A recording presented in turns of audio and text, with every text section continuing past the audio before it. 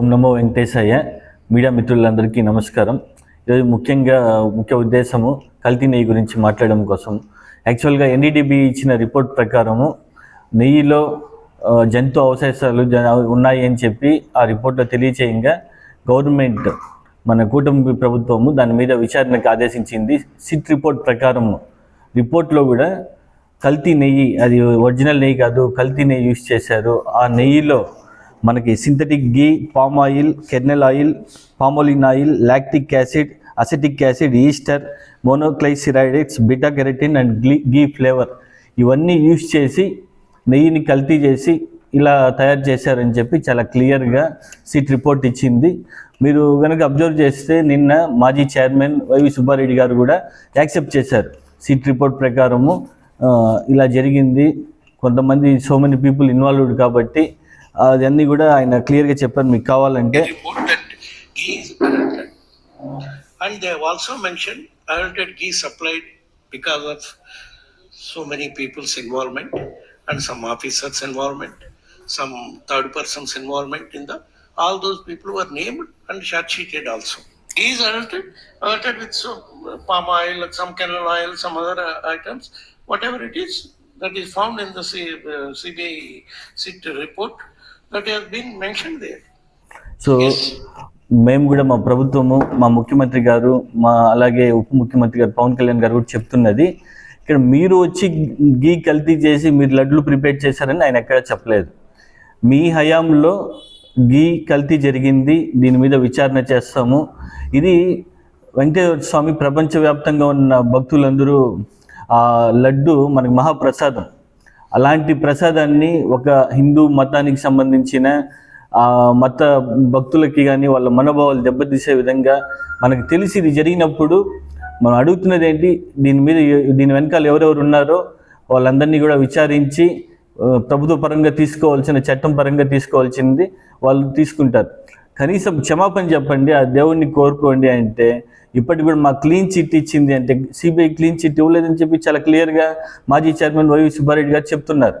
So మేము demand చేసేది కూడా ఏంటంటే తప్పు చేసినప్పుడు క్షమాపణ చెప్పాలి, దేవుణ్ణి క్షమాపణ కోరాలి.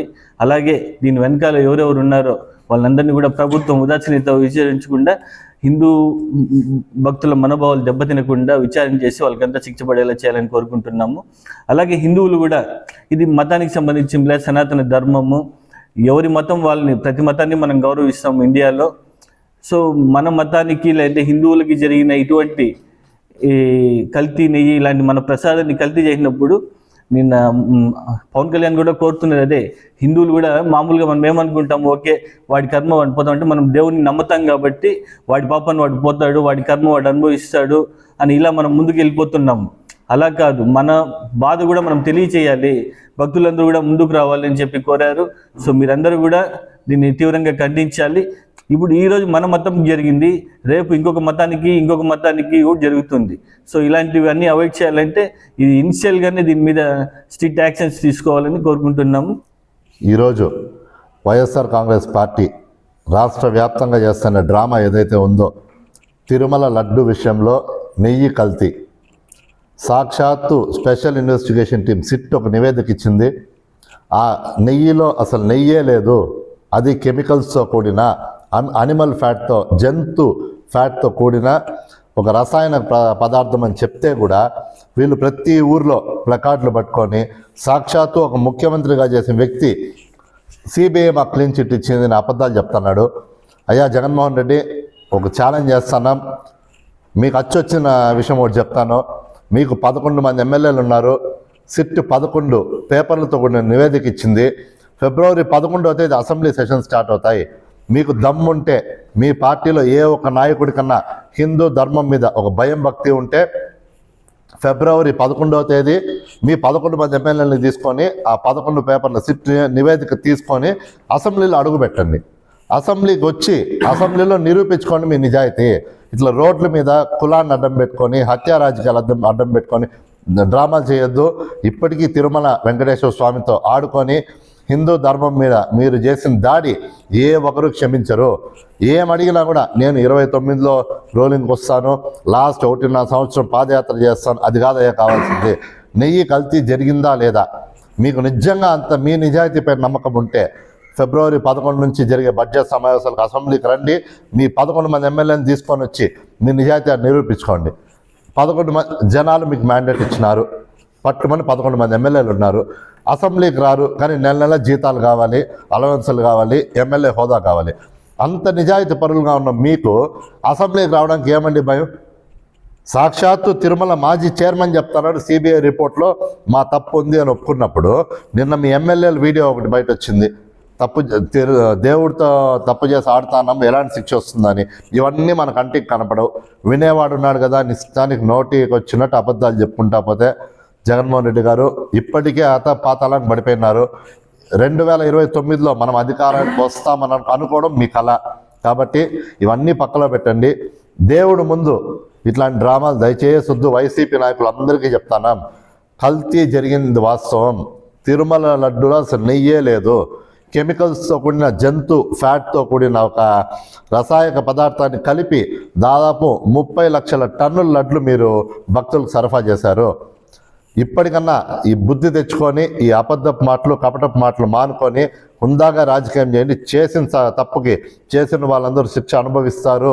ఇక్కడుండే జగన్మోహన్ రెడ్డి వైఎస్ఆర్ కాంగ్రెస్ పార్టీయో కాదు, కూటమి ప్రభుత్వం, చంద్రబాబు నాయుడు గారు, నరేంద్ర మోడీ గారు, పవన్ కళ్యాణ్ గారు ఉన్నారు. కాబట్టి ఎవ్వడు కూడా తప్పించుకొని పోలేడు.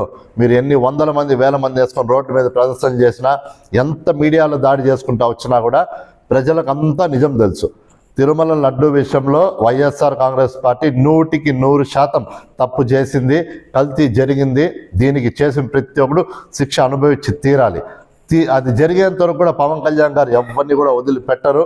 కాబట్టి అన్నిటికీ సిద్ధమై ఉండండి. ఇక మీదటన బుద్ధి తెచ్చుకొని దేవుడితో ధర్మంతో ఆటలొద్దు. రాజకీయంగా చేద్దాం. ఓం నమో వెంకటేశయ్య. జై జనసేన, జై పవన్ కళ్యాణ్. వాళ్ళేమో అంటే వైసీపీ వాళ్ళు అసలు మేము నెయ్యే సప్లై చేయలేదంటున్నారు, మనమేమో కల్తీ నెయ్యి అంటాము. వాళ్ళు ఒప్పుకున్నారు, సిట్ రిపోర్ట్ ఒప్పేసుకున్నది మొత్తం కెమికల్ అని.